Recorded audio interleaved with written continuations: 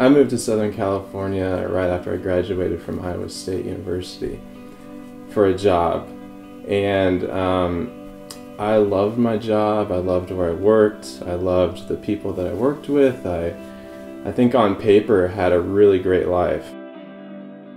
I went to PA school and graduated December of 2007. And then after that time moved back to Waco and started working for a family medicine clinic there.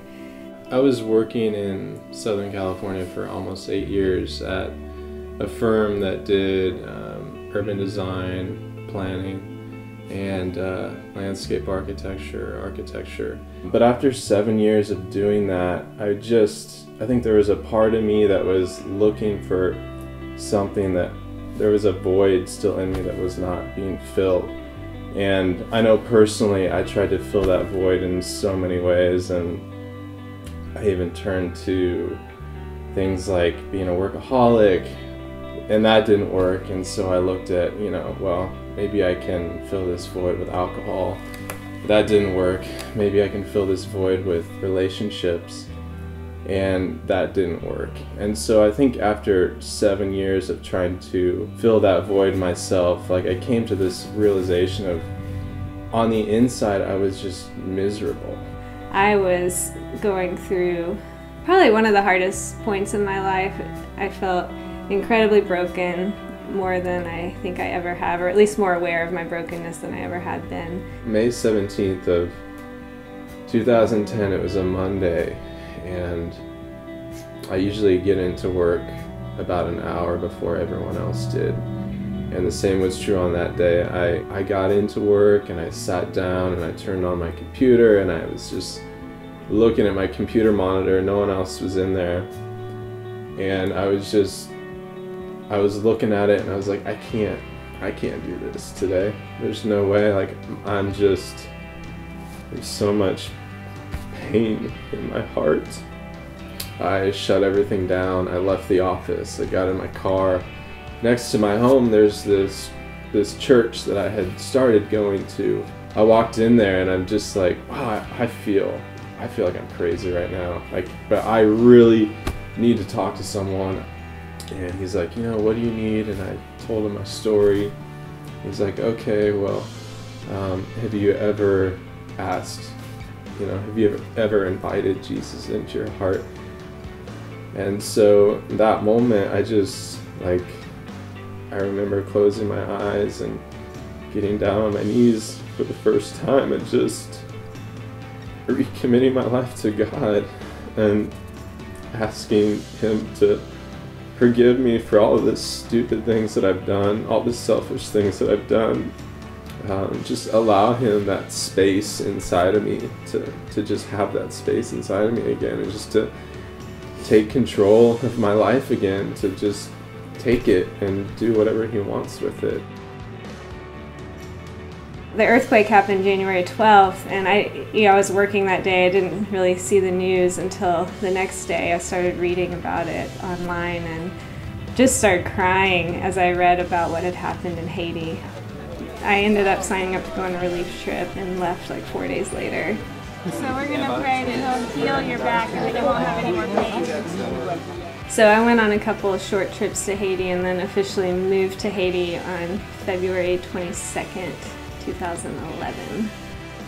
In May of 2010, my dad called me up and he said, hey, I think I'm going to go on this trip to Haiti with about 20 other people from my church. Do you want to go?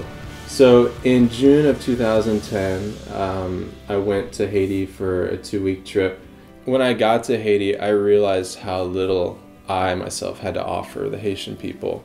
It ended up being a really powerful testimony for me of seeing God calling me out of brokenness into a broken nation and doing what He does of rebuilding. When I moved to Haiti, I remember thinking, God, am I signing up for singleness by moving here? It was October 22nd, 2011, and we wanted to have a game night. So we wanted to invite some of our friends from other organizations over, and Nathan happened to be one of those.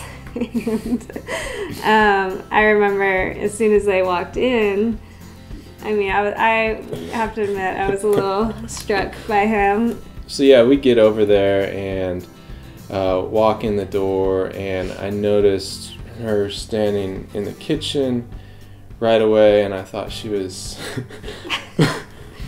pretty good looking. I knew I wanted to hang out with her again. I was just trying to find the smooth angle. There weren't many options.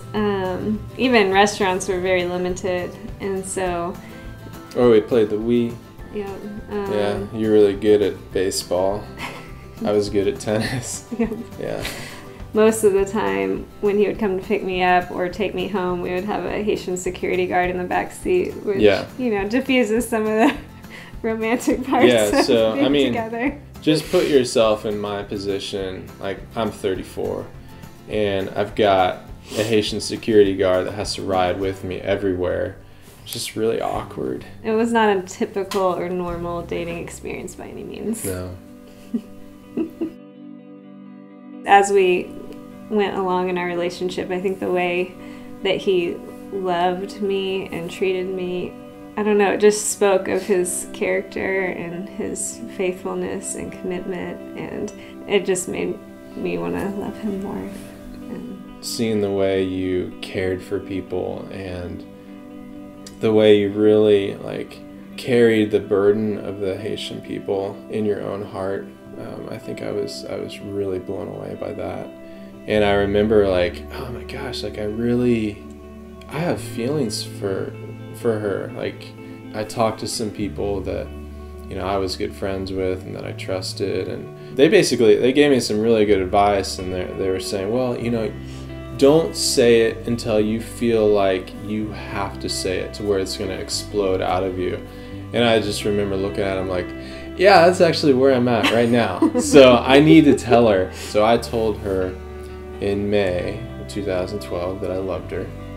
And I didn't quite hear the same thing back.